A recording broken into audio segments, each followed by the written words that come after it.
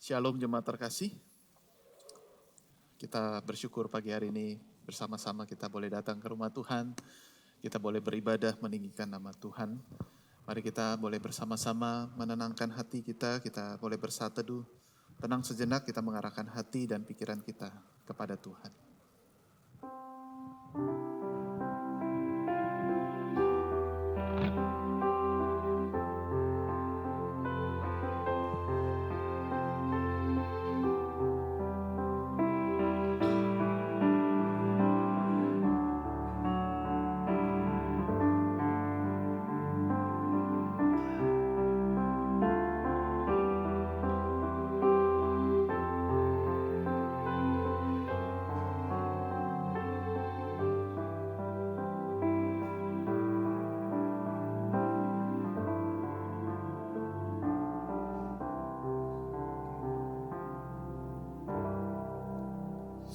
Mari kita bangkit berdiri. Dengarlah panggilan beribadah. Pertolongan kita adalah dalam nama Tuhan yang menjadikan langit dan bumi, yang setianya sampai selama-lamanya dan tidak pernah meninggalkan pekerjaan tangannya. Turunlah kiranya atas kita sekalian kasih karunia dan damai sejahtera dari Allah Bapa kita dan dari Tuhan kita, Yesus Kristus.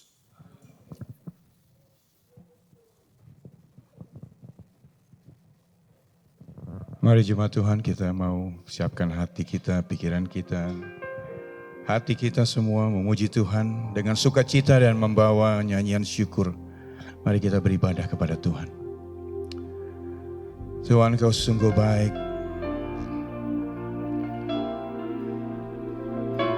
Terima kasih Tuhan Yesus.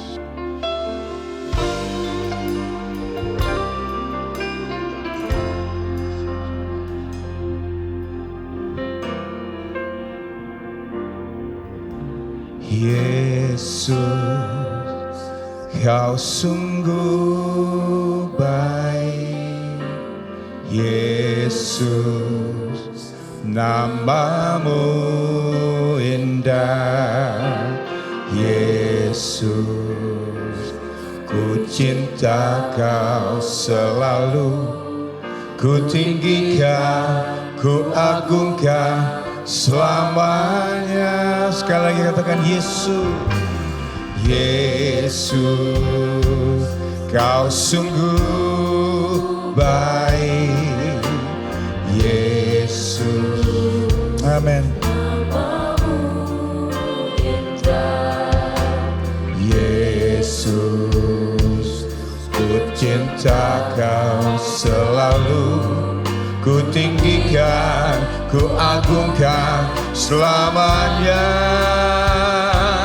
Ku mau memuji-Mu, ku selalu puji-Mu. Ku mau menyembah-Mu, ku selalu sembah-Mu. Kau yang layak terima semua pujian. Kemuliaan hanya bagi Tuhan.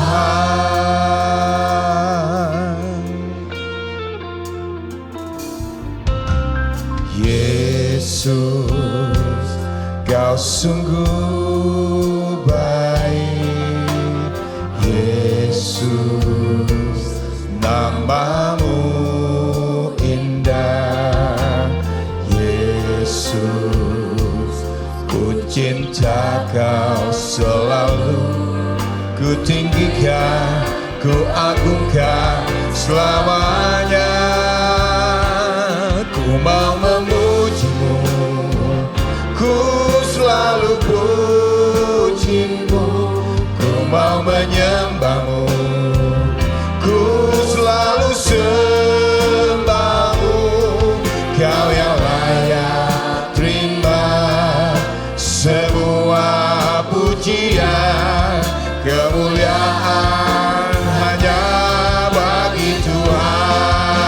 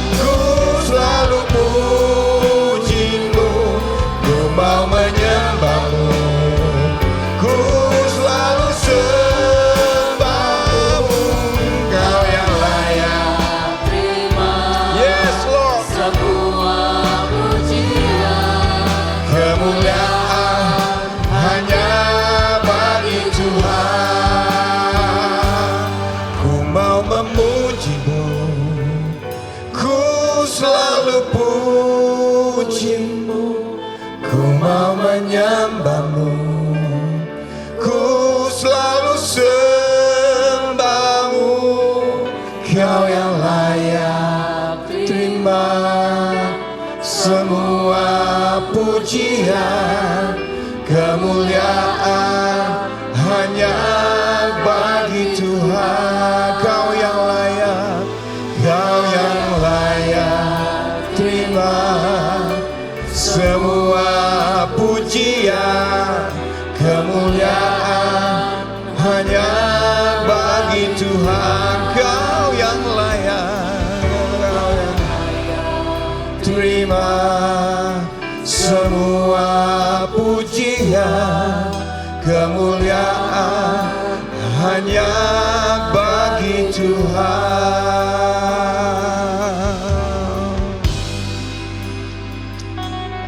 Mari Bapak Ibu kita berdoa. Benar Tuhan, pagi hari ini kami mau memuji-muji Tuhan, mau menyembah Tuhan dengan seluruh hati kami. Karena Engkaulah yang layak terima pujian kami Tuhan. Engkau yang layak kami tinggikan, kami muliakan. Karena Engkau Yesus sungguh baik buat kami. Engkau Yesus yang selalu setia. Meskipun kami suka tidak setia kepada Tuhan. Tuhan Yesus, kami bersyukur Tuhan kami memiliki Allah seperti Engkau. Allah yang tidak pernah meninggalkan perbuatan tangannya. Allah yang senantiasa menjaga kami. Allah yang senantiasa menopang kami, menolong kami. Tuhan Yesus, kami bersyukur Tuhan. Kami menyembah Allah yang hidup. Terima kasih Tuhan Yesus. Pagi hari ini Tuhan kami tahu. Dengan seluruh keberadaan kami. Dengan seluruh apa yang ada dalam hati kami, pikiran kami Tuhan, Engkau maha tahu. Kemanakah kami dapat pergi menjauhi roh-Mu Tuhan. Kemanapun kami pergi Engkau ada di sana. Tuhan Yesus, kami bersyukur Tuhan. Tak putus-putusnya kami bersyukur. Tuhan, ketika kami mengangkat tangan kami percaya Tuhan. Kami sesungguhnya sedang menyerahkan seluruh hidup kami ke dalam tangan-Mu. Karena Engkau yang berkuasa atas hidup kami. Terima kasih Tuhan Yesus. Karena Engkau hidup, kami boleh memiliki pengharapan dalam Tuhan Yesus. Karena Engkau hidup, kami boleh memiliki kesembuhan. Karena Engkau hidup, kami boleh memiliki kekuatan. Kami memiliki kasih karunia Tuhan yang tak putus-putusnya buat kami, yang selalu baru setiap pagi. Terima kasih Tuhan Yesus, terima kasih. Terima kasih Tuhan. Tuhan, kami berdoa untuk seluruh jemaat Tuhan yang ada di tempat ini. Tuhan, Engkau tahu hati dan pikiran mereka semua. Engkau tahu persoalan kami semua. Engkau tahu pergumulan kami semua. Dan kami percaya Tuhan, pagi hari ini Engkau akan jawab melalui puji-pujian, melalui firman Tuhan. Dan kami percaya Tuhan, nama Tuhan boleh dipermuliakan pagi hari ini. Dan kami boleh keluar dari ruangan ini dengan berkat yang baru yang daripada Tuhan. Dengan roti anggur yang baru yang daripada Tuhan. Terima kasih Tuhan Yesus, terima kasih. Juga Tuhan, kami berdoa untuk jemaat-jemaat Tuhan yang sedang dalam perjalanan ataupun yang masih di rumah, dimanapun mereka berada, mereka juga boleh mendapatkan berkat yang sama yang kami terima pagi hari ini. Terima kasih Tuhan Yesus, terima kasih Tuhan. Terima kasih Tuhan. Terima kasih Tuhan Yesus. Berdoa untuk hamba-hamba Tuhan di tempat ini. Berdoa untuk pendeta Jonathan yang akan membawakan firman-Mu. Sembunyikan dia di belakang salib-Mu. Karena kami percaya firman-Mu ya dan amin. Terima kasih Tuhan Yesus, terima kasih. Berdoa untuk seluruh penata layan, seluruh pelayan Tuhan pagi hari ini Tuhan. Dimanapun di bawah mimbar, di atas mimbar, di basement, dimanapun sound system. Seluruh peralatan yang kami pakai Tuhan kami serahkan dalam nama Tuhan Yesus. Gereja kami ini Tuhan hanya untuk memuliakan nama Tuhan. Terima kasih Bapak di surga. Dan apabila ada kuasa-kuasa gelap, roh-roh jahat yang hendak mengganggu kami bersehati menolak menghancurkannya dalam nama Tuhan Yesus. Tuhan Yesus sudah menang. Terima kasih Tuhan. Dalam nama Tuhan Yesus Kristus kami serahkan kebaktian ini. Yang percaya katakan amin. Berikan sorak-sorai buat dia. Haleluya. Haleluya. Silakan duduk Bapak Ibu, saya undang anak sekolah minggu untuk maju ke depan. Anak sekolah minggu gak usah diundang udah langsung maju saudara. Kalau yang tua ini kalau mau disuruh pelayanan baru diundang-undang baru maju.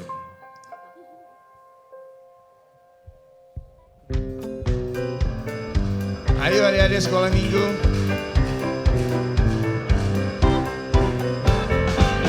Yesus keputusanku, mengikut Yesus keputusanku, mengikut Yesus keputusanku, ku tak ingkar, ku tak ingkar, ku tak ikut walau sendiri, tetap ku ikut walau sendiri, tetap ku ikut walau sendiri, ku tak ingkar, ku tak ingkar, ku ikut sampai ku lihat Yesus, ku ikut sampai ku lihat Yesus, ku ikut sampai ku lihat Yesus, ku tak ingkar, ku tak ingkar. Baik, mari Bapak Ibu kita bangkit berdiri dan kita sekali lagi mendoakan setiap mereka. Biar berkat Tuhan boleh turun tercurah juga bagi setiap anak-anak Tuhan yang masih kecil ini. Kita berdoa. Kami bersyukur, berterima kasih Tuhan yang boleh melihat setiap anak-anak ini. Setiap hati mereka, kegirangan mereka, keceriaan mereka. Kami yakin dan percaya itu semua adalah daripada Tuhan. Dan biarlah Tuhan yang kiranya boleh melingkupi mereka dengan kuasa Tuhan, dengan puji-pujian, bahkan dengan firman Tuhan. Tuhan berkati kelas-kelas sekolah minggu, Tuhan berkati guru-guru yang boleh mengajar. Tuhan berkati setiap anak-anak, baik mereka yang sudah ada di hadapan ini, maupun mereka yang masih dalam perjalanan. Tuhan berkati setiap mereka satu demi satu. Kami berdoa, kami memohon di dalam nama Tuhan kami, Yesus Kristus. Amin. Amin. Selamat Silakan beribadah adik-adik. Silakan duduk Bapak Ibu. Bapak Ibu lihat kiri kanan depan belakang. Say happy Sunday. God bless you. Gak usah berdiri Bapak Ibu. Mari kita teruskan puji-pujian kita. Mari kita nyanyi glory.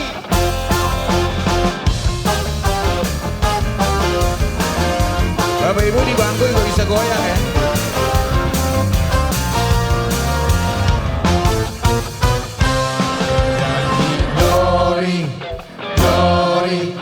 Glory bagi Sang Raja, oh nyanyi glory, glory, glory bagi Sang Raja, nyanyi glory, glory, glory bagi Sang Raja, mari rayakan dan mari serukan, hey, serukan, bahwa Yesuslah Raja, oh mari serukan.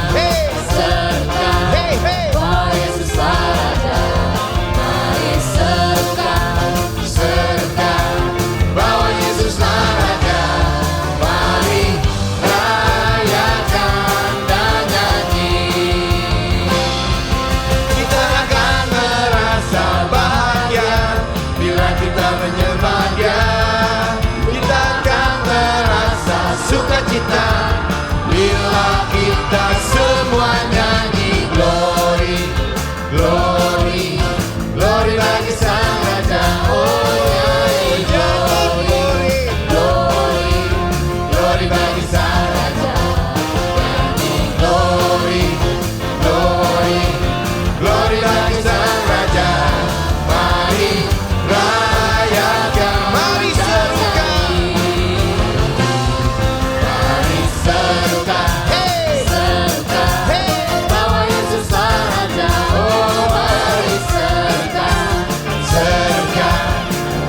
Yesuslah Raja, mari serukan, serukan, bahwa Yesuslah Raja, mari rayakan dan nyanyi.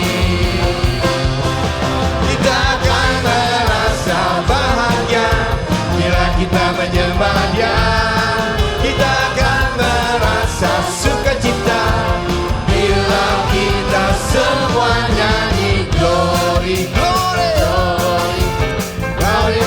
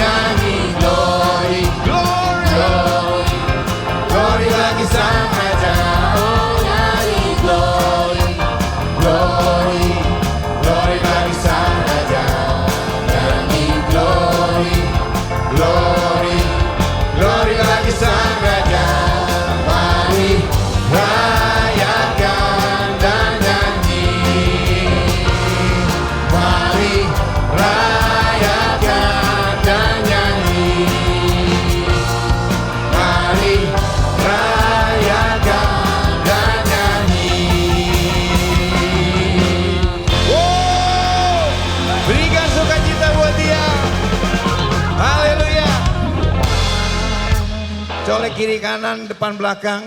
Ayo sukacita dong.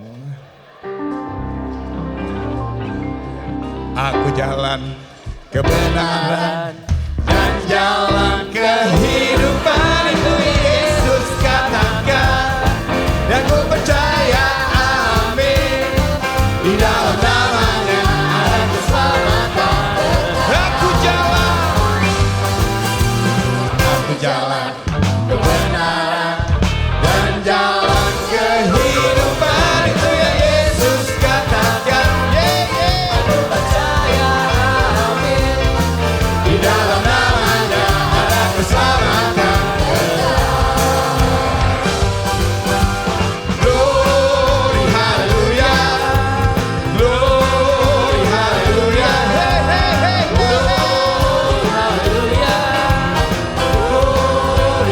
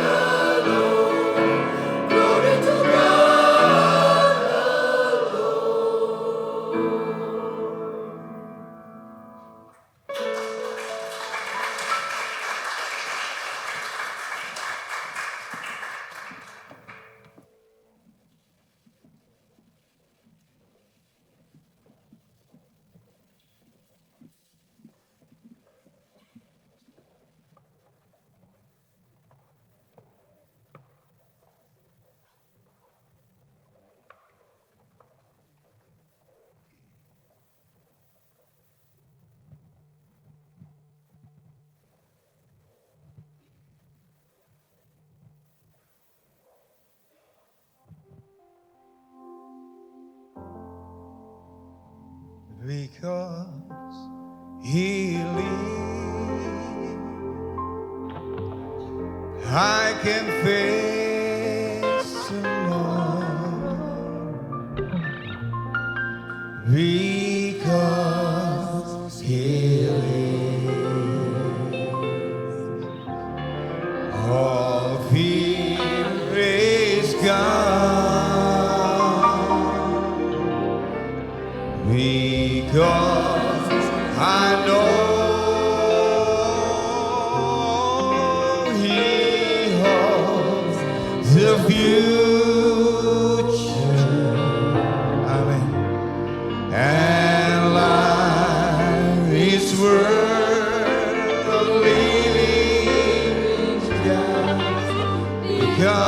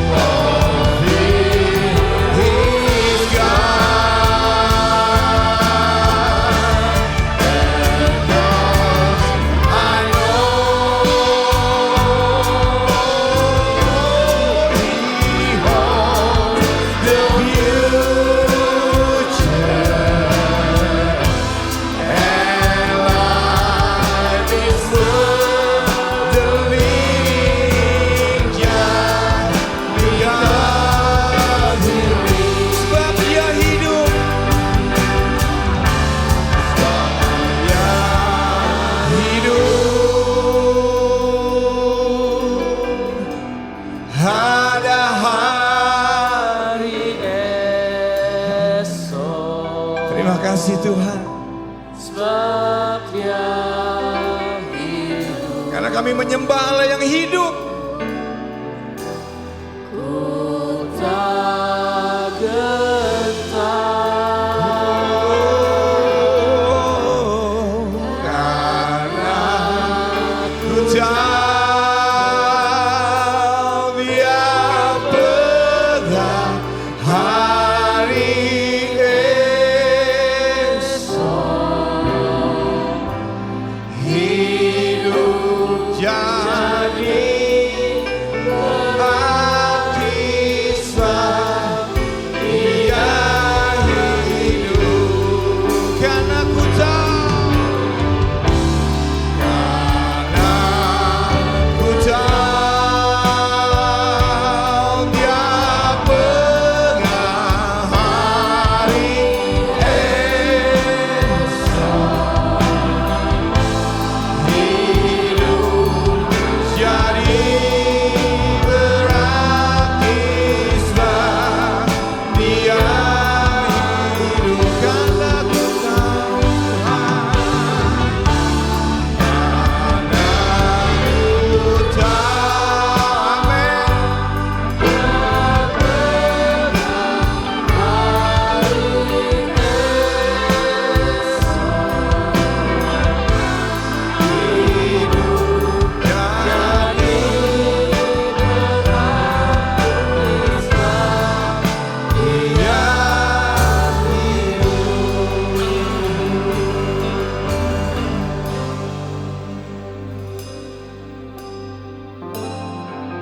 Bapak Ibu, dengan sikap teduh pagi hari ini,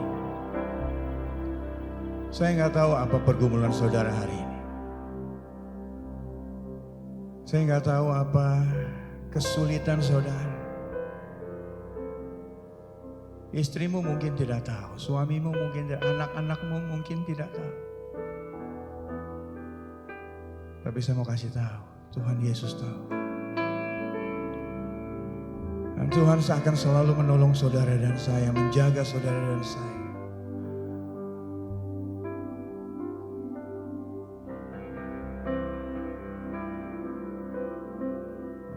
Tuhan selalu menolongku. Amin. Selalu menjagaku. Sehelai di rambutku tak akan terjatuh tanpa seizin-Mu. Katakan jemaat Tuhan, Tuhan selalu menolongku, selalu menjagaku.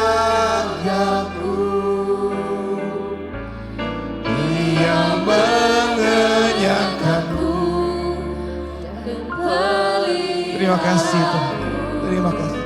Seumur hidupku, musim akan selalu berganti. Kasih Tuhan tetap abadi. Kasih Tuhan tetap abadi. Amin. Tak akan berubah selamanya, tetap percaya. Ku yakin Tuhan memberkati. Ku yakin Tuhan melindungi. Amin. Burung di udara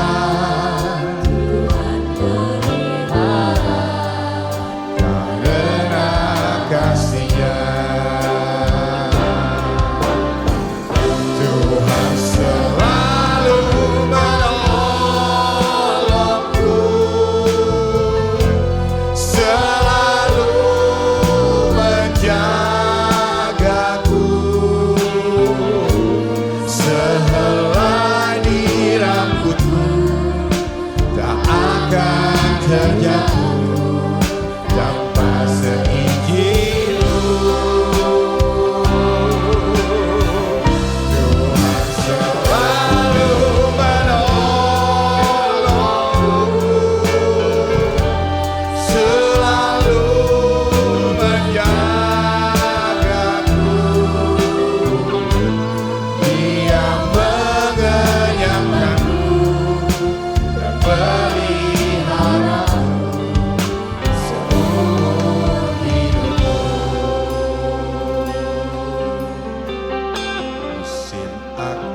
selalu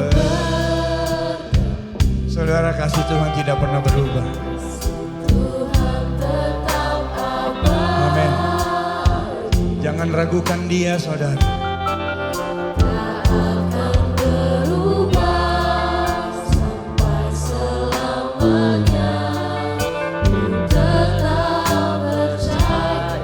Mungkin apa yang saudara minta belum dapat hari ini.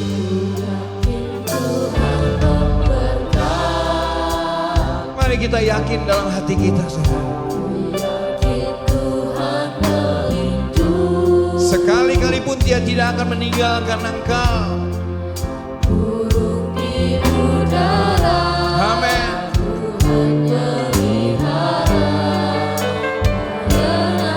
Mari kita angkat tangan kita katakan, Tuhan selalu menolongku. Selalu menolongku. Selalu menjagaku. Sehelai di rambutku tak akan terjatuh tanpa seizin-Mu. Tuhan selalu menolongku, selalu menjagaku.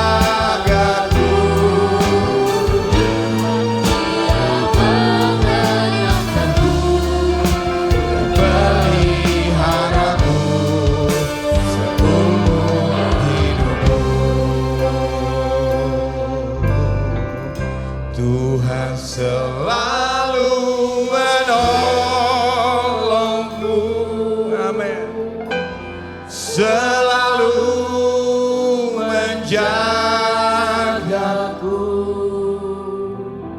Sehelai di rambutku tak akan terjatuh tanpa seizin-Mu.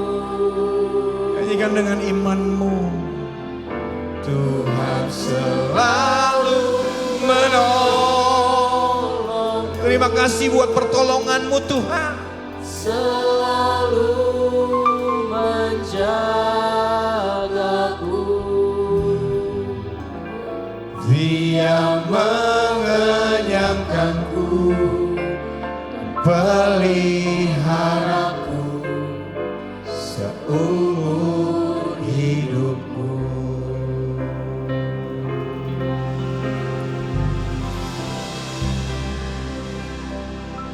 Kita satu dalam doa sebelum kita membaca dan merenungkan firman Tuhan.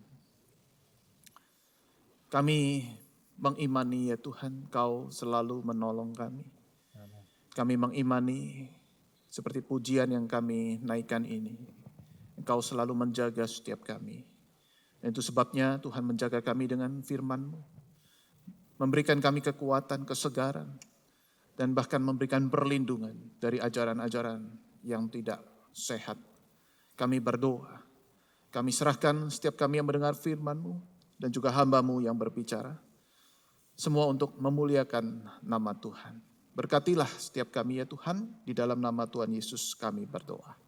Amin. Sebelum duduk, saudara boleh memberikan salam selamat hari reformasi. Saudara ya, tadi sudah kasih sapa, kita berikan salam yang hangat selamat hari reformasi. Kalau sudah silakan duduk.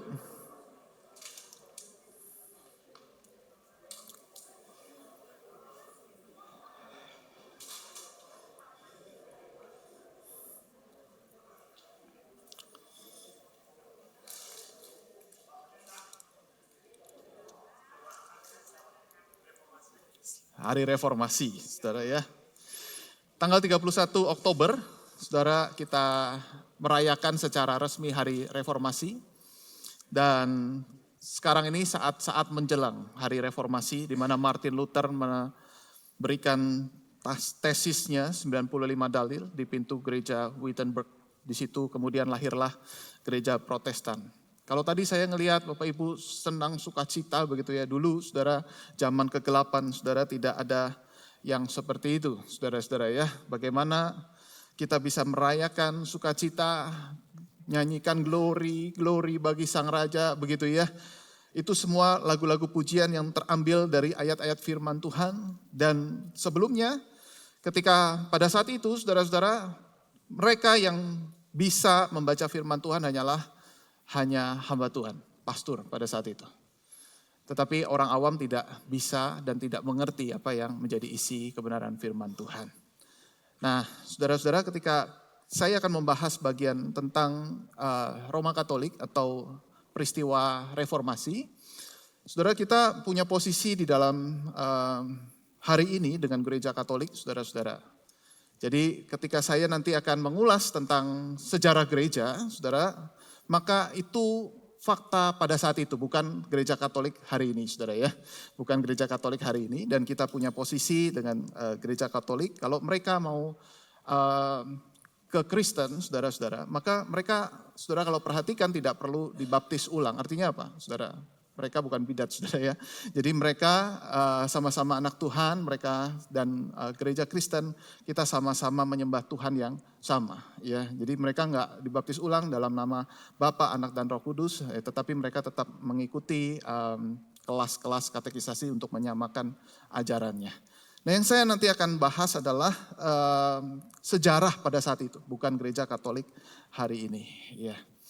Oleh karena itu mari kita sama-sama membaca bagian firman Tuhan dari Matius 27 ayat yang ketiga hingga ayat yang ke-7.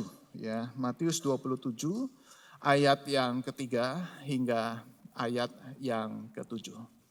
Saya akan membacakan ayat 3, Bapak Ibu boleh membantu saya. Ayat yang ke-4 demikian sampai ayat yang ke-7.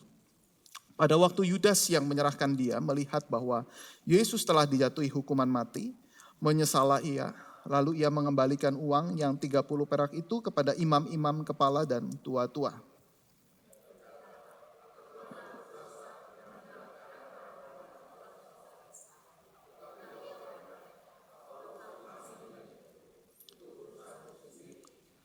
Maka ia pun melemparkan uang perak itu ke dalam bait suci, lalu pergi dari situ dan menggantung diri.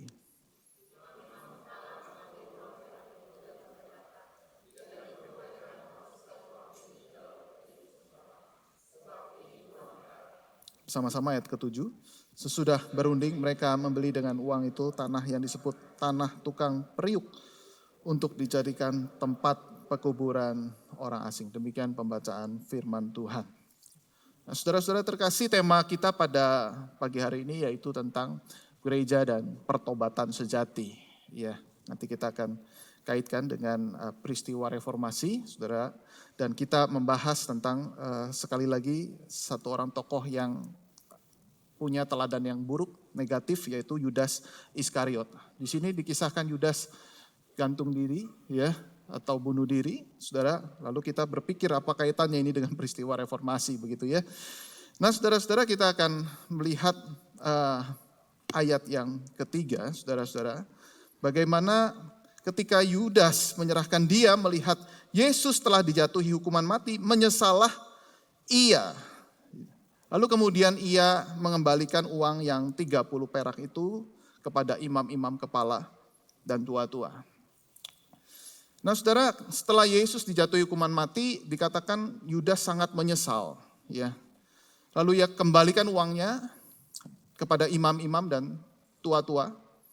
Kita tahu dan kita pernah bahas Yudas punya motif, saudara-saudara, ketika ingin menjadikan Yesus Raja. Yesus Mesias, dia percaya Yesus. Tetapi Yesus yang salah, Yesus Mesias dalam arti politis. Bukan dalam arti rohani. Karena itu mungkin Yudas berpikir, lumayan 30 keping perak. Ya, 30 keping perak tidak terlalu tinggi harganya, tetapi ini cukup untuk memancing. Memancing apa? Sebuah trigger ketika nanti Yesus dijual, maka terjadi suatu tindakan revolusi. Tindakan revolusi di mana apa? Di mana ketika Yesus ditangkap, Yesus bisa mengerahkan segenap kekuatannya ini yang ditunggu-tunggu, Mesias yang luar biasa dalam arti politis, lalu mereka semua akan dibasmi. Orang-orang pasukan Romawi itu akan dihancurkan dan Yesus akan mengerahkan segala kekuatannya. Kemudian Yesus jadi Mesias politis menurut versinya Yudas. Kalau Yesus jadi Mesias politis, wah lumayan. Saya jadi menteri keuangannya. Ya kira-kira begitu ya. Dia sudah menantikan bahwa wah ini nanti ketika Yesus dilantik menjadi raja, dia mendapatkan jabatan yang sangat tinggi kedudukannya. Ya, dapat 30 keping perak, tidak ada artinya ketimbang jabatan menteri atau wakil ya daripada apa yang Yesus nanti akan percayakan kepadanya. Jadi di sini saudara-saudara ketika Yudas melihat bahwa ternyata begitu Yesus ditangkap, loh tidak berbuat apa-apa. Tidak melakukan apa-apa, tidak melakukan perlawanan di situ. Nah di situ Yudas menyesal sekali. Dan kemudian Yudas mengembalikan uangnya. Dan di sini kita melihat Yudas itu sangat menyesal, tetapi dalam arti bukan menyesal yang terkait kepada pengertian yang benar, saudara-saudara. Penyesalan Yudas di sini hanya disampaikan kepada para imam. Penyesalan Yudas di sini hanya disampaikan kepada relasi antar manusia, bukan kepada Tuhan. Di sini kita melihat penyesalan Yudas menyesal, ya menyesal. Tetapi dia tidak menyadari dan dia tidak mengerti segala keadaannya, betapa dia berdosa di hadapan Tuhan. Nah di sini dosa bukan sekedar urusan horizontal kepada sesama, tetapi dosa itu juga urusan secara vertikal. Artinya waktu Yudas menyesal, dia harusnya mengkaitkan dirinya dengan Tuhan. Penyesalan yang sesungguhnya itu harus kita kaitkan. Bagaimana apa yang Tuhan mau. Dan kita tidak menyanggupi apa yang menjadi tuntutan Tuhan dalam hidup kita. Disitulah ketika kita menyesal sungguh-sungguh, disitulah terjadi pertobatan. Di sini Yudas tidak melakukan akan hal itu. Nah saudara-saudara kita bisa melihat di bagian misalnya Mazmur 51 ayat yang ke-6. Di sini pemazmur Daud, dia tahu dia sudah melakukan kesalahan, dia sudah berzina. Saudara, dia tahu, dia sadar bagaimana ketika dia melakukan hal itu, dia berdosa sama siapa? Dosanya sama Tuhan. Sehingga dikatakan terhadap engkau sajalah aku berdosa. Dan melakukan apa yang kau anggap jahat, supaya ternyata engkau adil dalam putusanmu, bersih dalam penghukumanmu. Saudara di sini, Daud memahami persis apa yang dimaksud dengan pertobatan. Daud sadar benar waktu dia berzina dengan Batsheba, dengan istri orang. Yang dia sakiti, saudara, bukan seseorang itu atau keluarganya saja, tetapi dia berdosa, dia menyakiti hati Tuhan. Di situ dia yakin bahwa Tuhan sedang marah, Tuhan sedang bersedih akan segala apa yang ia lakukan. Di sini Daud sungguh-sungguh minta ampun sama Tuhan. Lalu kemudian saudara kita juga ingat saudara peristiwa yang sangat terkenal. Di mana Yusuf ketika dia bekerja di tempat Potifar, saudara-saudara. Di mana istrinya menggoda dia, istri Potifar itu. Lalu apa yang Yusuf lakukan? Yusuf lakukan, saudara, dia menghindar. Terus kemudian dia berkata begini, bagaimanakah mungkin aku melakukan kejahatan yang besar ini dan berbuat dosa terhadap Allah. Yusuf sadar benar, waktu dia bekerja, dia mendapatkan godaan, dia mendapatkan tantangan. Waktu dia bergumul, dia bukan hanya bergumul dengan istri orang atau Potifar itu yang menjadi tuannya, tetapi dia bergumul dengan Tuhan. Relasinya yang terlihat secara horizontal, saudara, Yusuf menjadikannya secara vertikal. Kalau aku melakukan dosa ini kepada istrimu, seorang perempuan ini, maka aku berdosa di hadapan Tuhan. Di sini Yusuf menghindar. Di sini Yusuf lari daripada godaan. Nah, kita lihat saudara-saudara bagaimana Yudas itu menyesal. Hanya menyesal. Tetapi kita melihat di bagian selanjutnya dikatakan aku telah berdosa karena menyerahkan darah orang yang tidak bersalah. Wah, di sini saudara kita bisa melihat, loh, bukan hanya menyesal, dia sadar bahwa dirinya berdosa. Saudara, bukankah ini adalah sesuatu yang baik? Yudas bertanggung jawab. Yudas sadar benar bahwa dirinya berdosa. Dia berdosa. Dia telah menyerahkan darah orang yang tak bersalah. Ya. Saudara, saya punya dua anak. Kalau yang besar, saudara, kalau dikasih tahu, iya papi, sorry, Jaden salah. Yang kecil, saudara-saudara, kamu salah ya. Kokoh yang bikin saya begini. Saya mesti deket dia, saya pasti sentuh mukanya, kamu yang salah. Iya papi, tapi Koko duluan. Ya. Jadi ini mirip seperti peristiwa Adam nyalain Hawa, Hawa nyalain ular, saudara ya. Wah, ini saya harus jelasin ya. Kenapa Koko seperti itu? Kamu juga harus bertanggung jawab atas kesalahan. Ya, jangan sebentar-sebentar nyalain Koko. Dan pernah di sekolah, saudara-saudara, benar aja. Waktu ada konflik dengan temannya. Terus kemudian ditegur sama gurunya. Ditegur sama gurunya lalu kemudian gurunya cerita kepada kami. Yevin, kita tegur, maaf ya papa mama. Ya. Lalu gimana reaksinya? Ya dia bilang karena Kokonya duluan isengin. Saudara jauh banget ya, Kokonya isengin tuh dia isengin temennya saudara-saudara. Ini jauh banget ya, relasinya jauh sekali. Wah ini gak bisa seperti ini benar-benar harus dididik dengan baik begitu ya.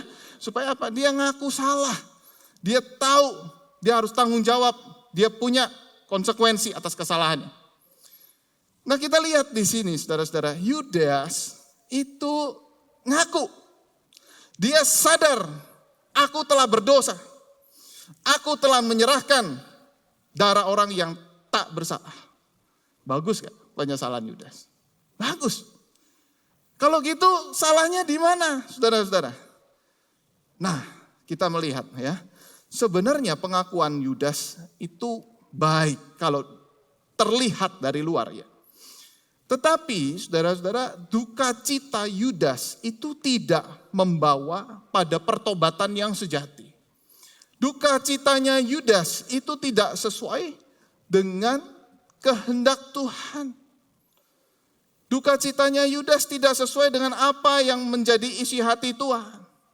Mari kita lihat dalam 2 Korintus 7 ayat yang ke-10. Dikatakan sebab duka cita menurut kehendak Allah menghasilkan pertobatan yang membawa keselamatan dan yang tidak disesalkan.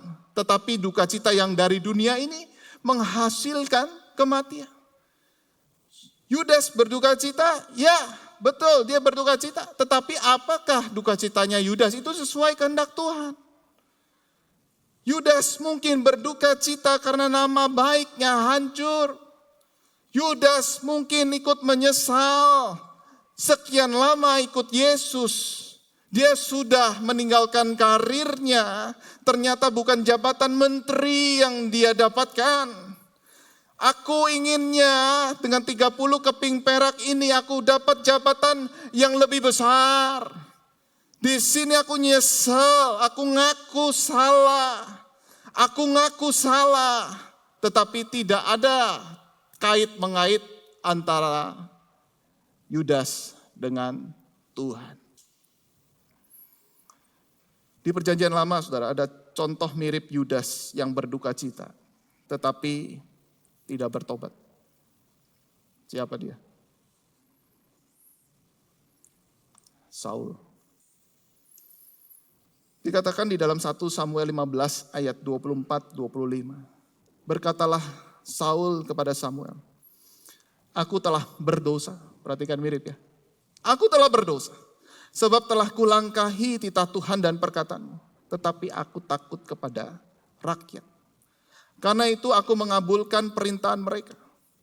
Maka sekarang ampunilah kiranya dosaku. Kembalilah bersama-sama dengan aku. Maka aku akan sujud menyembah kepada Tuhan. Di sini Saul kelihatannya menyesal, dia berduka cita. Tetapi sebenarnya dia tidak bertobat. Saul tidak ingin kehilangan tahta kerajaannya, karena itu dia melakukan akan hal ini. Di sini saudara-saudara kita juga bisa melihat bagaimana Yudas kelihatannya menyesal, kelihatannya dia berduka. Dia mungkin menyesali akan segala perbuatannya, tetapi dia tidak sungguh-sungguh bertobat. Dia tidak memandang kepada Kristus. Dia tidak ingin hidupnya diperbaiki. Tidak ada sebuah perubahan di dalam hidupnya. Bahkan keputusasaan yang menyelimuti pikirannya. Di sini kita bisa menyimpulkan, saudara-saudara, bahwa Yudas mengalami pertobatan yang palsu. Jadi kalau kita bisa simpulkan, pertobatan palsu itu adalah penyesalan akan konsekuensi atau hukuman daripada perbuatannya. Ini pertobatan palsu. Dia hanya menyesal, tetapi tidak sungguh-sungguh, tetapi dia hanya takut akan hukuman, takut akan konsekuensi daripada orang yang dirugikan itu. Jadi kita bisa simpulkan bahwa petobat yang semacam ini sebenarnya dia tidak takut Tuhan. Petobat semacam ini hanya takut sama manusia. Nah di sini saudara-saudara kita bisa melihat teladan negatif daripada Yudas. Dan kita menjauhi akan hal itu sehingga kita berpikir kalau pertobatan yang sejati itu seperti apa. Nah pertobatan yang sejati itu adalah mengakui kehancuran kita, keberdosaan kita. Tanpa meminimalkan dosa. Dan menemukan segala kerinduan hati kita hanya di dalam Yesus. Ini saudara-saudara pertobatan yang sejati. Menyadari segala keadaan, menyadari segala dosa-dosanya tanpa meminimalkan dosa-dosanya. Lalu kemudian melihat kepada Yesus dan disitulah Yesus yang sanggup memenuhi segala keinginan di dalam hatinya. Bukan berhala-berhala di dalam hati yang dia ingin kejar, tetapi hanya di dalam Yesus itulah segala keinginannya. Di sini pertobatan sejati. Nah kita bisa melihat bagaimana contoh di Alkitab tentang Lukas 15, kisah tentang anak yang hilang. Saudara kita bisa melihat gambaran pertobatan sejati di sini. Di mana dikisahkan ketika anak itu sudah pergi dari rumah orang tuanya, dari bapaknya. Dia mengalami, saudara setelah dia pesta, fora, dan kemudian dia bersenang-senang, dia mengalami segala kebuntuan di dalam hidupnya, dalam kehancuran. Dia hidup dengan cara yang tidak layak makan makanan babi, saudara-saudara. Tetapi dia sadar betul di dalam keadaannya. Dikatakan di ayat ke-17, ia menyadari keadaannya. Betapa banyaknya orang upahan Bapakku yang berlimpah-limpah makanannya, tapi aku di sini mati kelaparan. Aku sadar tempatku bukan di sini. Aku sadar kesalahanku itulah yang membuat aku menjadi seperti ini. Lalu kemudian apa yang ia lakukan? Di dalam ayat 18 dia berkata, aku akan bangkit, aku akan pergi kepada Bapakku. Dan perhatikan. Ayat 18. Aku akan berkata kepadanya, Bapa, aku telah berdosa terhadap sorga dan kepada Bapa. Ini urusan vertikal dan horizontal. Bukan hanya aku bersalah kepada Bapa, tapi aku bersalah kepada sorga. Sorga itu adalah Allah. Zaman saat itu pakai kata sorga untuk menunjukkan keberadaan Allah. Aku berdosa kepada Allah yang hidup itu. Di sini nggak cukup, saudara-saudara. Di mana dia sudah sadar akan dosanya. Say sorry sama Bapa di surga. Dia kemudian ayat 20, bangkitlah ia. Dia tergerak hatinya untuk pergi kepada Bapaknya. Ia datang mendekat kepada Bapa. Disitulah ayahnya itu yang penuh dengan kasih. Dengan penuh belas kasihan. Justru yang berlari mendapatkan dia. Merangkul dan mencium dia. Saudara, kita bisa melihat inilah pertobatan yang sejati. Dia sadar akan kesalahannya. Seharusnya tempatku bukan di sini. Aku sadar akan kesalahanku dan aku mau kembali kepada Bapa. Aku mau datang kepada Bapa. Tapi sebelumnya aku mau ngaku dosa kepada Bapa dan kepada sorga. Saudara, di sini kita bisa melihat bagaimana pertobatan sejati itu seharusnya terwujud di dalam kehidupan kita sebagai orang percaya. Bukan hanya urusan horizontal, tetapi urusan vertikal kita di hadapan Tuhan. Nah, sekarang kita bisa lihat dan masuk ke dalam bagian yang kedua, saudara-saudara. Kalau tadi kita bagian pertama kita melihat bagaimana apa yang dilakukan oleh Yudas, maka bagian yang kedua ini kita akan melihat apa yang dilakukan oleh imam-imam dan tua-tua. Kita lihat di ayat yang keempat dikatakan, tetapi jawab mereka, imam-imam dan tua-tua, apa urusan kami dengan itu? Itu urusanmu sendiri. Jadi ceritanya waktu Yudas itu datang kepada imam dan tua-tua itu. Dia menyesal. Dia ngerasa bersalah. Meskipun ini bukan merasa bersalah yang sejati. Yang tahu Tuhan dan Yudas itu. Tetapi si imam-imam dan tua-tua itu, saudara-saudara, malah justru berkata, apa urusan kami dengan itu? Itu urusan kamu sendiri. Ya, saya nggak ikut campur dengan perbuatanmu. Itu urusan kamu sendiri, tanggung jawab sendiri. Saudara, imam pada zaman Yahudi adalah perantara manusia dengan Allah. Imam itu ditugaskan untuk membakar korban, untuk penghapusan dosa di bait suci. Para imam itu menjadi mediator, saudara-saudara. Lalu kemudian dia berdoa kepada Tuhan.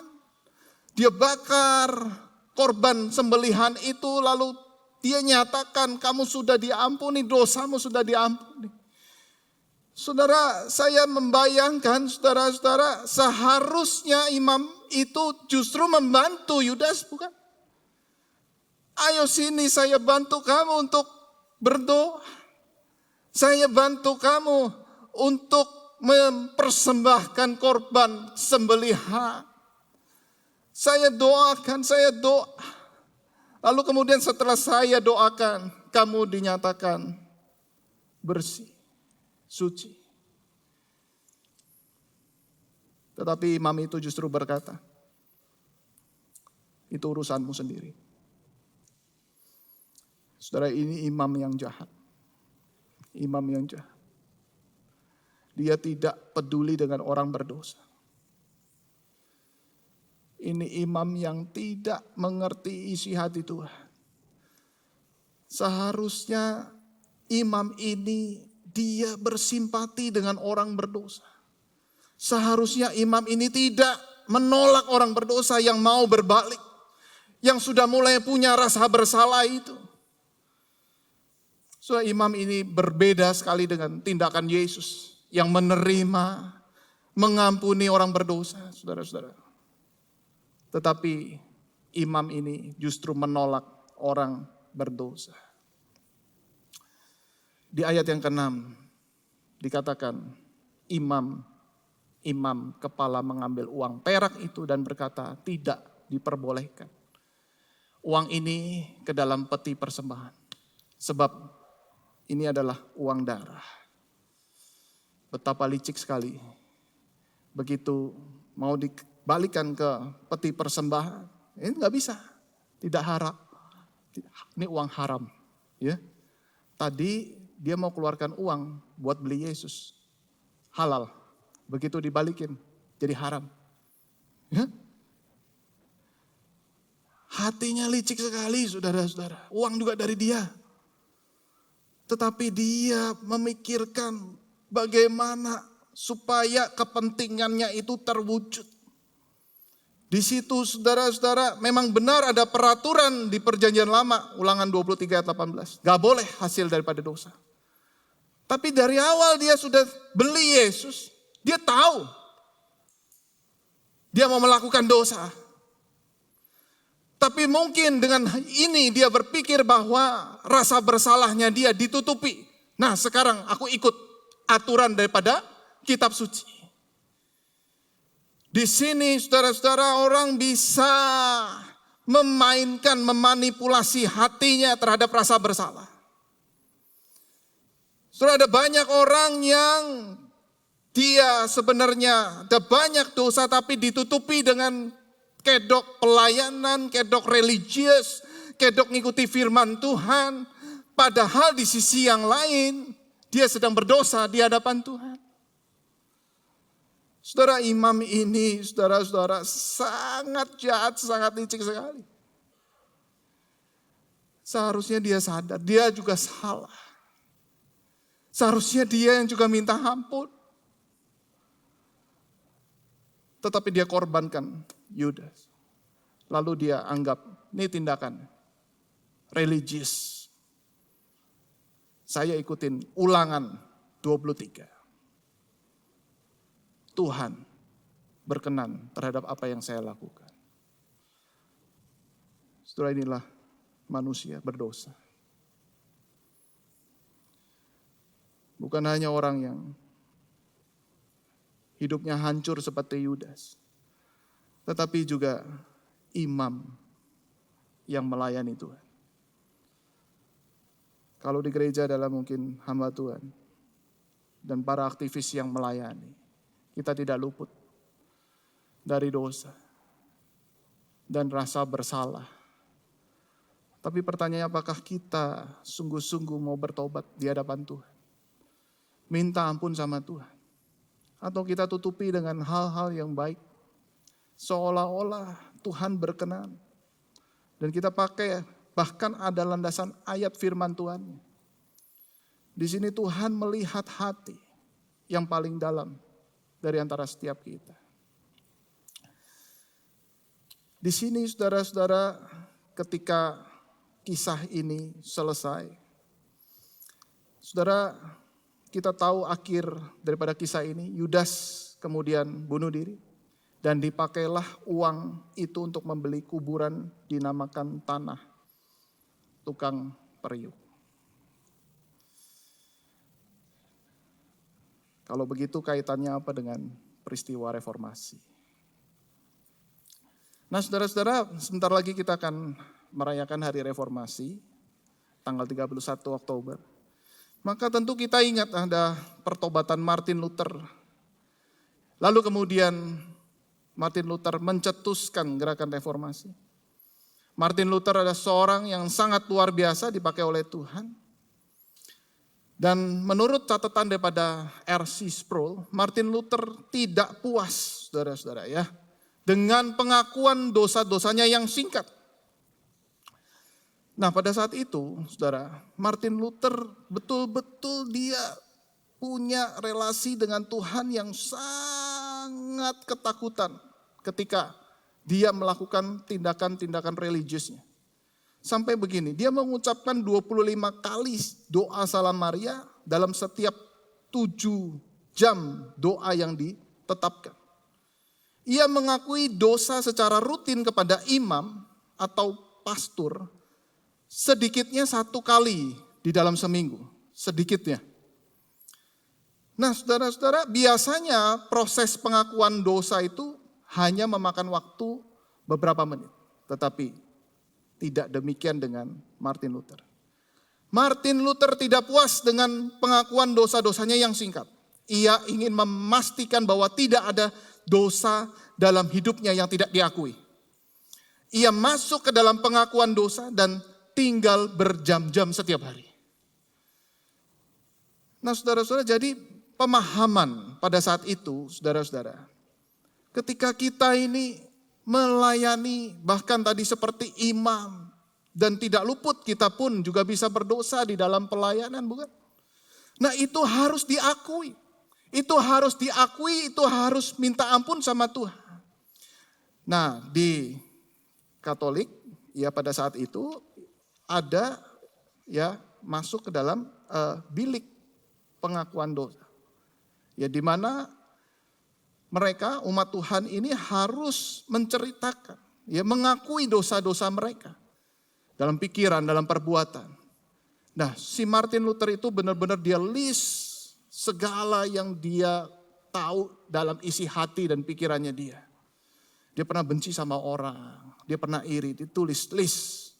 Dan dia doa berjam-jam. Sampai pada akhirnya dia sadar betul bahwa kitab suci yang kemudian dia baca, Roma 1 ayat 17, segala kebenaran adalah berasal dari iman. Kebenaran ini kebenaran Allah. Dia merasakan anugerah yang luar biasa. Dan kita melihat saudara-saudara bagaimana dampaknya orang yang benar akan hidup oleh iman. Sebab di dalamnya nyata kebenaran Allah yang bertolak dari iman dan memimpin kepada iman. Martin Luther setelah dia bergumul seperti itu, dia merasakan betul-betul anugerah Tuhan. Bukan seperti ini caranya. Dan kemudian saudara-saudara, apa yang terjadi pada saat itu? Saudara, terjadi penyalahgunaan surat indulgensia. Ya, ini surat indulgensia.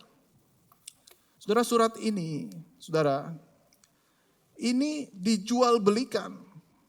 Dijual belikan, ya, untuk apa? Nah, di dalam kepercayaan daripada gereja Katolik, Roma Katolik, ketika seseorang itu dia punya skor di dalam perbuatannya, misal Rasul Paulus gitu ya, nilainya tinggi, Martin Luther dan sebagainya, tokoh-tokoh reformator, itu begitu mati langsung masuk surga. Kalau kayak saya setengah-setengah begini, begitu ya, kadang-kadang ya rajin, kadang-kadang malas gitu, kira-kira begitu ya saudara ya. Nah ini ya nggak langsung masuk surga tapi masuk di dalam api penyucian. Ya, purgatori di situ. Nah, di situ saudara-saudara harus dipertanggungjawabkan. Jadi purgatori ini bukan neraka, bukan. Tetapi ada sebuah tempat di mana dipertanggungjawabkan akan hidupnya yang belum sempurna itu dibakar di sana, di api penyucian di sana. Panasnya mirip api neraka, tetapi tidak selama-lamanya. Yang tidak percaya neraka. Tapi yang percaya masuk surga. Tapi lewatin ini dulu. Lewatin purgatori ini. Nah lalu kemudian saudara-saudara, ketika ya seseorang itu sudah meninggal. Nah di sini ya, ada seorang yang bernama John Tetzel. Ya, Johann Tetzel di sini. Ini seorang imam ya, ditugasi oleh Roma. Dia jual surat itu supaya apa? Supaya yang sudah meninggal itu, yang tidak sempat di list pengakuannya, dia harus masuk ke purgatori. Nah, begitu dia beli surat daripada indulgensia, maka jiwanya itu melompat daripada purgatori itu masuk ke surga. Ya, jadi waktu itu dijual belikan laris sekali. Ya, ini seorang imam wajahnya kayak preman begini ya, saudara ya. menyebalkan sekali ya.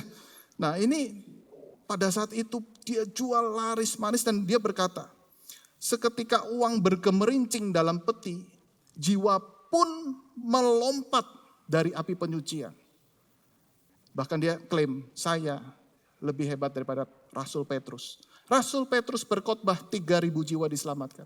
Tapi saya bisa menyelamatkan lebih banyak daripada Rasul Petrus dengan surat indulgensia yang dijual belikan ini. Saudara, di sini kita melihat bagaimana Luther begitu bergumul dalam kondisi yang melihat gereja pada saat itu bertentangan justru dengan firman Tuhan. Maka pengalaman Martin Luther yang hidup dibenarkan karena iman. Saudara, di sini saudara sangat bertentangan dan Martin Luther kemudian memakukan tesisnya 95 jumlahnya itu. Beberapa diantaranya berkaitan dengan surat indulgensia ini. Bahwa seseorang untuk percaya kepada Yesus tidak perlu ini. Percaya kepada Yesus mengaku dosa. Cukup dia berlutut, dia meminta ampun atas segala dosanya. Untuk percaya Yesus, dia sungguh-sungguh mengakui dosanya. Dan hanya dipuaskan oleh kebaikan-kebaikan Yesus. Bukan untuk melakukan A, B, dan C. Martin Luther mendobrak akan hal ini saudara-saudara. Sehingga apa? Sehingga ketika tesis 95 tesis itu ditempelkan di pintu gereja Wittenberg. Disitulah saudara-saudara Tuhan bekerja dan akhirnya gereja Protestan bermunculan sampai pada hari ini. Nah itu cerita histori daripada gereja reformasi, ya gerakan reformasi. Sehingga kita bisa belajar bagaimana Martin Luther di sini saudara mengalami pertobatan yang sejati. Dan kita bisa mengalami akan hal itu juga. Dan pertobatan yang sejati menyadarkan kita akan ketidakmampuan kita memuaskan Allah yang Maha Kudus. Tetapi saudara-saudara, kita dapat dipuaskan oleh kebaikan-kebaikan Allah. Dan bagaimana ini bisa terjadi ketika kita melihat kebaikan Allah malah justru kita bertobat. Bukankah kita seringkali takut dengan hukuman Allah?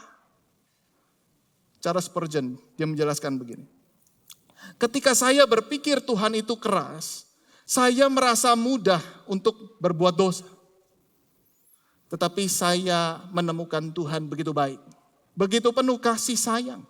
Saya memukuli dada dan berpikir bagaimana saya dapat memberontak terhadap orang yang begitu mencintai saya. Dan mencari kebaikan saya. Sudah waktu saya baca ini, betul.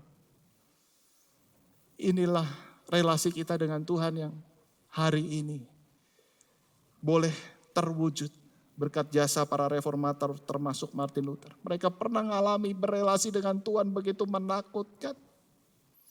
Mereka melihat sisi Allah yang begitu kejam, sedikit-sedikit menghukum. Tetapi ketika firman Tuhan, saudara, dalam peristiwa reformasi kita akhirnya bisa membaca. Banyak akademisi itu kemudian menggali kebenaran firman Tuhan, maksudnya Tuhan apa. Mengkaitkan kemudian dari perjanjian lama sampai perjanjian baru maksudnya apa. Di sini kita bisa melihat bagaimana Allah sebenarnya Allah yang penuh kasih. Jangan sampai kita hanya melihat sisi Allah secara sempit. Tetapi secara sempurna Allah sudah menyatakan diri di dalam Yesus Kristus. Sehingga apa saudara? Sehingga kita bisa melihat kebaikan Tuhan. Dan kebaikan Tuhan itu mendorong kita untuk kita sungkan kalau melakukan dosa di hadapan Tuhan. Hari ini kita bukan ketakutan-ketakutan terhadap hukuman-hukuman Tuhan lagi. Tetapi perasaan Tuhan, kau sudah begitu baik sama saya. Tapi aku jatuh dalam dosa seperti ini. Dan janji firman Tuhan, Dia akan mengubah hati kita. Yang tadinya merah seperti kirmisi. menjadi putih seperti salju. Saudara, inilah firman Tuhan yang Tuhan boleh kerjakan dalam peristiwa reformasi. Kalau tadi yang pertama kita melihat bagaimana Yudas tidak bertobat sungguh-sungguh, tapi ketemu dengan imam yang brengsek. Martin Luther bertobat sungguh-sungguh. Ada juga imam yang brengsek di situ. Tapi kita hari ini, kita ketemu dengan Tuhan, imam segala imam, imam besar yang agung. Saudara tidak perlu ketemu dengan orang baru diampuni dosanya. Tidak perlu ketemu dengan hamba Tuhan untuk ngaku dosa. Langsung ketemu dengan imam besar yang agung. Tidak ada kesalahan. Hatinya begitu mengasihi saudara. Hatinya begitu sempurna. Dia tulus. Dia mengasihi saudara bahkan rela mati di atas kayu salib untuk mengampuni kita. Pertanyaannya, apakah kita mengaku dosa dengan sungguh-sungguh?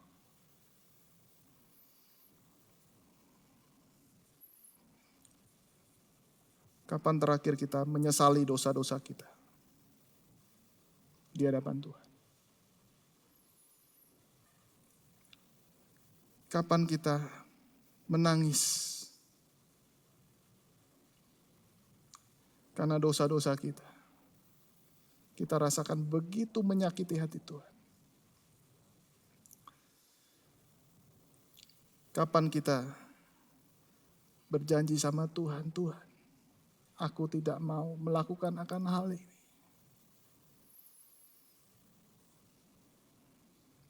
Biar musik boleh mengalunkan pujian. Saudara, kita datang kepada Tuhan.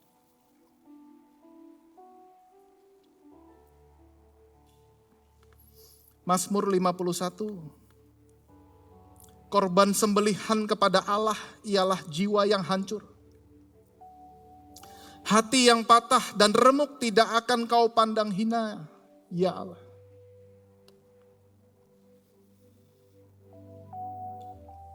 Yang Tuhan mau, saudara, kita datang dengan hati yang hancur. Tuhan tahu isi hatimu.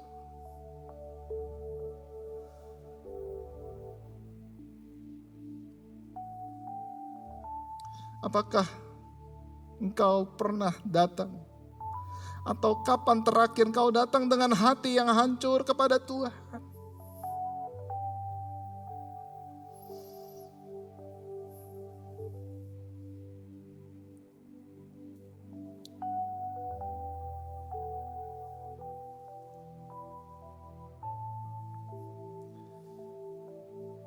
Saudara sadar dengan keadaan. Kita adalah orang berdosa di hadapan Tuhan.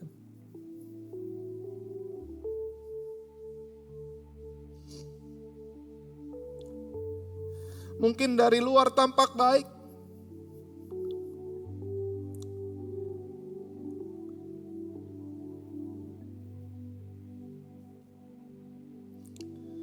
Tetapi Tuhan tahu isi hati kita. Tuhan tahu pikiran kita. Kapan terakhir kita mengakui dosa-dosa kita? Dan Tuhan berjanji, saudara. Yesaya 1 ayat 18. Sekalipun dosamu merah seperti kirmizi, akan menjadi putih seperti salju. Sekalipun berwarna merah seperti kain kasumba, akan menjadi putih seperti bulu domba. Mari kita memandang kepada Kristus. Ia rela dihancurkan di atas kayu salib, agar hati kita yang hancur Tuhan pulihkan.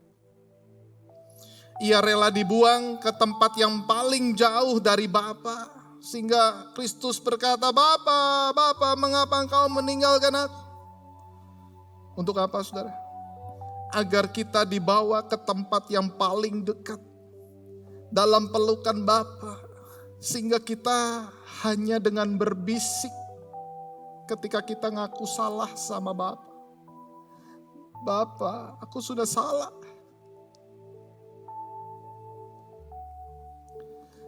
Tidak perlu bilik untuk mengakui dosa-dosa kita.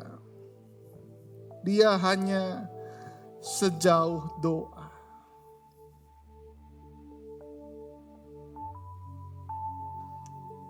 Akui dosamu di hadapan Tuhan.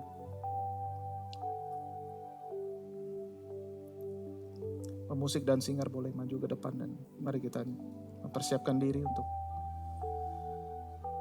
menyanyikan pujian.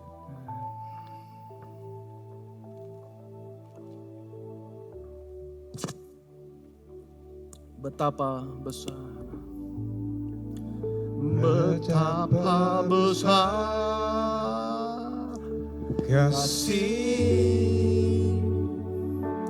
pengampunanmu Tuhan, saat kau pandang hina hati yang hancur.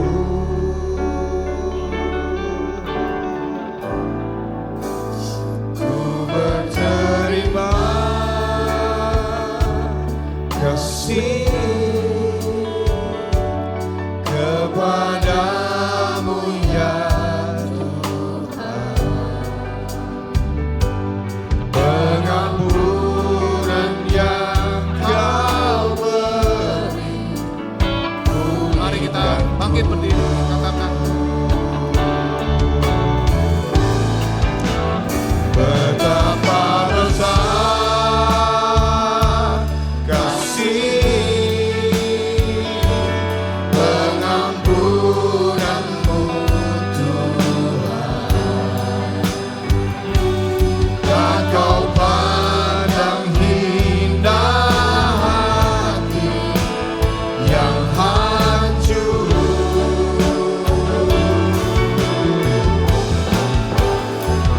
Berterima kasih kepadamu ya Tuhan, pengampunan yang kau beri, pulihkanku. Pengampunan, Pengampunan yang kau berpengampunan, pengampunan yang kau beri, pengampunan yang kau beri, pulihkanku.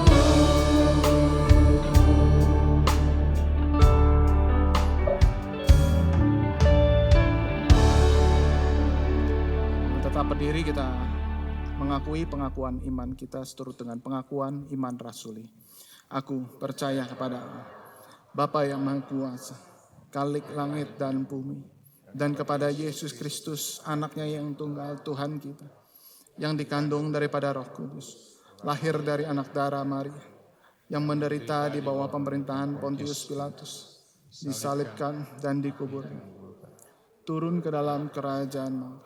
Pada hari yang ketiga, bangkit pula dari antara orang mati, naik ke surga, duduk di sebelah kanan Allah, Bapa yang Maha Kuasa. Dan dari sana Ia akan datang untuk menghakimi orang yang hidup dan yang mati. Aku percaya kepada Roh Kudus, gereja yang kudus dan persekutuan orang kudus, pengampunan dosa, kebangkitan daging, dan hidup yang kekal. Amin. Silakan duduk. Kita akan memberikan persembahan.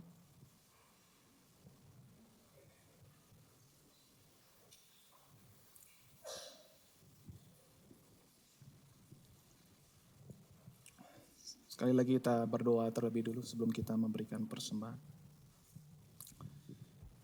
Ya Tuhan, kami bersyukur Tuhan boleh melayakan kami, sehingga kami boleh memberikan persembahan. Karena kasih-Mu dan karena iman yang Kau boleh nyatakan, Kau boleh berikan bagi setiap kami boleh diampuni akan segala dosa. Bahkan kami tidak perlu membayar apapun untuk kami boleh menerima keselamatan dari Tuhan. Itu semua karena anugerah Tuhan yang begitu besar. Dan sekarang kami mau memberikan persembahan, kiranya kami berikan dengan hati yang tulus untuk memuliakan Engkau dan memperluas pekerjaan-Mu di tengah gereja-Mu ini. Kami berdoa, kami bersyukur dalam nama Tuhan Yesus. Amin.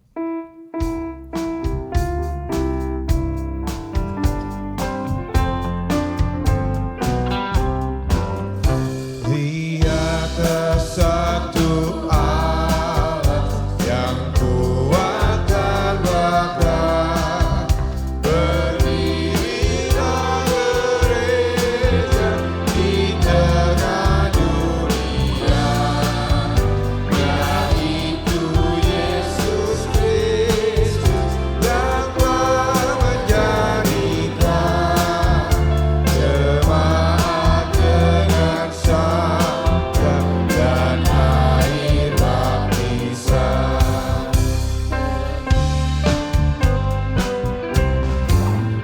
Terdiri dari bangsa seluruh dunia, gereja jadi satu di dalam Tuhannya. Iman dan harap satu dan satu makanan, yaitu roti suci dan cawan minuman.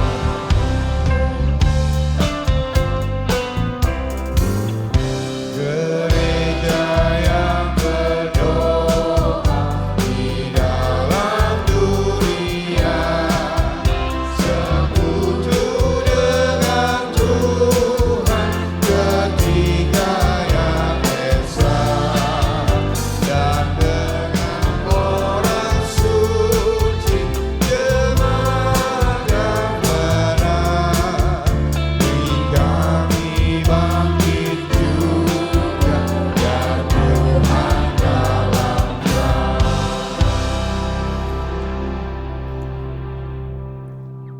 Kita berdoa sekali lagi, menaikkan doa syafaat kita di hadapan Tuhan. Ya Tuhan, kami bersyukur karena Engkau adalah Allah yang mengendalikan sejarah. Engkau Allah yang tidak pernah meninggalkan kami. Engkau Allah yang tidak pernah meninggalkan gereja-Mu ya Tuhan. Kami bersyukur ya Tuhan untuk peristiwa reformasi yang Tuhan boleh nyatakan. Sehingga ya Tuhan, setiap kami pada hari ini boleh merasakan dampaknya. Boleh merasakan bagaimana kami boleh mengenal Tuhan dengan lebih jelas, dengan lebih indah. Dan bagaimana kami juga boleh mengenal ya Tuhan ajaran yang benar. Ajaran yang sesuai dengan apa yang Tuhan nyatakan kepada Bapak-Bapak reformator. Sehingga ya Tuhan, pada hari ini kami bisa melihat kekayaan kitab suci.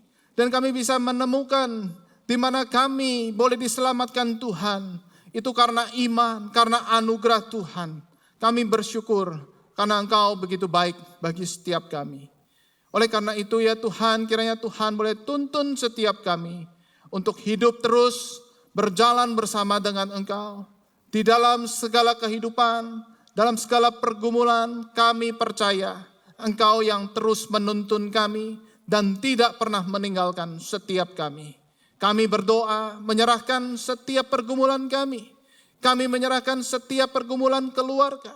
Kami menyerahkan setiap pergumulan kami dalam pekerjaan dan pelayanan ya Tuhan yang kami kerjakan.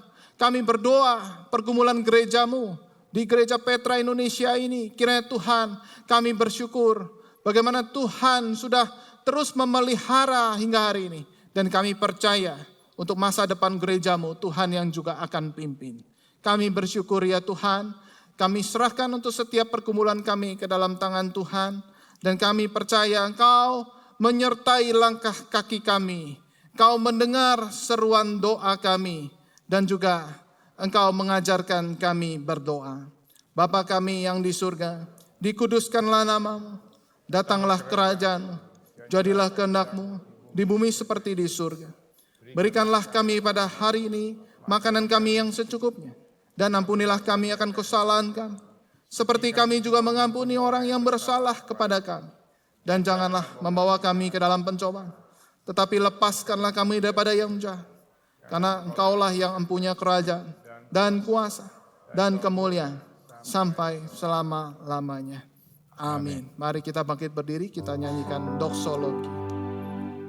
Bagi Bapa, Anak, dan Roh, puji, hormat, dan mulia, dulu, sekarang, tak berubah, hingga selama-lamanya.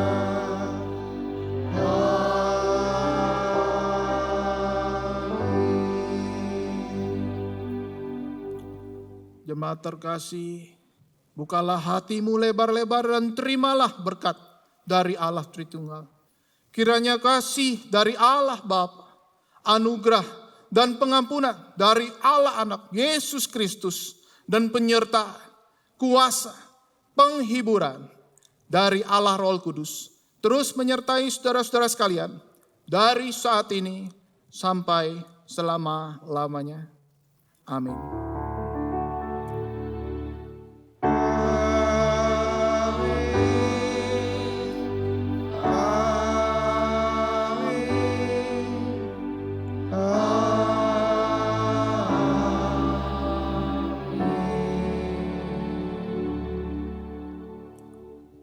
Amin. Silakan duduk.